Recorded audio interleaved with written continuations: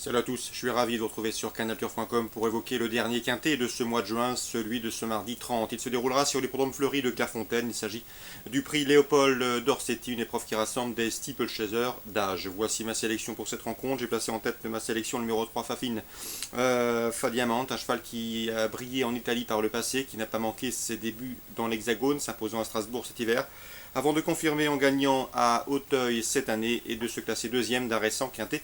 Toujours sur l'hippodrome de la butte Mortemart, le prix Podor, une confirmation est ici attendue. C'est à mon avis un lauréat en puissance, le 3. Dans cette épreuve, on lui posera le numéro 2, Marinas, qui a été tenu longtemps écarté de la compétition, de septembre 2013 à avril 2015, ce qui ne l'a pas empêché de s'imposer et d'entrer de jeu. D'ailleurs, il compte 2 succès en autant de sorties cette année. Une confirmation est là aussi attendue pour son numéro 2, Marinas. Le numéro 1, Team Red, aura contre lui d'effectuer une course de rentrée. Il n'a pas couru depuis décembre 2014, cela dit. Son papier parle pour lui. 9 podiums en seulement 10 courses courues, mais également 6 succès en 10 courses courues. De quoi lui accorder crédit. Le numéro 15, Aguicheuse, qui se présentera ici en forme. Elle a 5 ans, elle affronte ses aînés. Cela dit, la forme actuelle qu'elle affiche au travail, le sérieux de son entraînement, celui de François Nicole incline à la confiance, d'autant que sa dernière sortie sur les steeplechase a été couronnée de succès.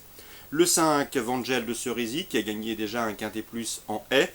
C'était sur les pommes d'Auteuil. Il n'a pas manqué sa reconversion sur le steeple. Il y compte une première place et une deuxième place en autant de sortie. La méfiance s'impose. Ensuite, le 10, Diamond Charm. Le cheval est en forme. Sachez également qu'il a des références à faire valoir dans les handicaps. Sachez aussi qu'il l'a déjà bien fait en steeplechase. Même s'il aurait préféré à coup sûr une plus assouplie, il mérite crédit. Le 6, une vie de carcère qu'il ne faut surtout pas condamner sur sa dernière chute où il est tombé sur le plat. Auparavant, elle avait bien gagné en steeple à l'occasion de ses débuts dans la discipline sur les podiums de Strasbourg. Elle intéressera les amateurs d'outsiders valables. J'ai également retenu le numéro 16, Ulberi, qui semble barré pour le succès, mais elle a pour elle d'être montée par Bertrand Lestade, d'être en forme, d'avoir terminé 4ème de cette course l'an dernier. Dès lors, elle peut, à l'issue d'un bon parcours, se classer 4ème ou 5ème à belle cote. Résumé chiffré pour ce prix Léopold d'Orsetti de ce mardi 30 juin. 3, 2 As, priorité haut de tableau.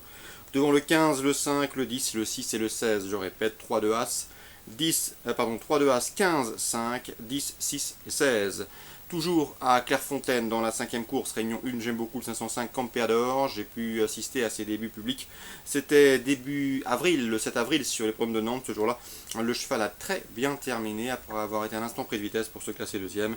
Une fin de course qui en dit long sur ses moyens. À mon avis, il ne va plus tarder à s'imposer. En outre, il est présenté par le sympathique et efficace François Nicole, le 505 Campeador, qui ne devrait plus tarder à s'imposer. Concernant Marseille Borelli en réunion 2, dans la 5ème, le 508 Ursula de Lomont mérite crédit. Elle s'est imposée très récemment, le 26 juin, sur les programmes de Marseille Vivo. C'est une jument de qualité, à mon avis. Elle peut remettre le couvert à la condition qu'elle ait bien récupéré le 508 Ursula de Lomont. On lui posera en priorité le 506 Tamaris Berceur. Il connaît bien le parcours, il vient de s'y produire à 2 reprises, se classant respectivement premier et deuxième. Il sera de nouveau déféré des 4 pieds, là aussi. C'est un postulant sérieux au succès. 506 et 508 dans l'ordre du programme. Dans la 8ème, toujours à Marseille-Borelli, en réunion 2, j'aime beaucoup le 806 Surac, qui sera déféré des 4 pieds pour ce bon engagement et qui a des références à faire valoir à ce niveau. Le 804 Univers Love, un cheval régulier qui répète ses courses une nouvelle fois terminé parmi les 3-4 premiers. Et le 805 Volare de Loup. C'est le 6 ans ici qui défie ses aînés. Sa chance théorique est de premier ordre. Donc 806, 805 et 804 mes préférés pour ce 8e rendez-vous Marseille-Borelli, réunion 2. Maintenant, à la test, en réunion 3, dans la 6e. Souvenez-vous, j'ai eu l'occasion d'entretien avec Thomas Fourcy. Il nous avait confié que le 601 Almourtagès était un cheval de tout premier plan. Le cheval lui a donné raison, non seulement l'an dernier, mais également pour sa course de rentrée.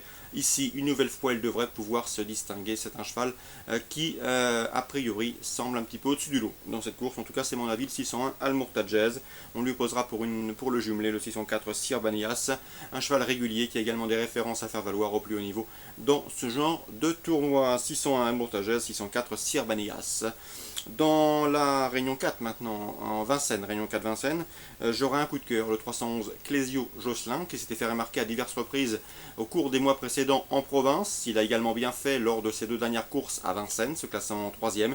J'ai bien aimé sa récente 3e place ce jour-là, après avoir tardé à trouver le passage, après avoir également été contraint de changer de ligne. Il a très bien fini en repiquant en dedans pour se classer 3e. Il aurait terminé plus près ce jour-là sans ces ennuis de trafic. À mon avis, il vaut largement un lot comme celui-là. Un cheval qui a été préservé, que l'on a gentiment fabriqué en province et qui ici devrait rapidement pouvoir grimper les étages. Lui 311, Clésio Josselin en Réunion 4 à Vincennes. Résumé chiffré pour Vincennes, le 311, Réunion 4. Excellent jeu à tous, bon début de semaine et rendez-vous demain.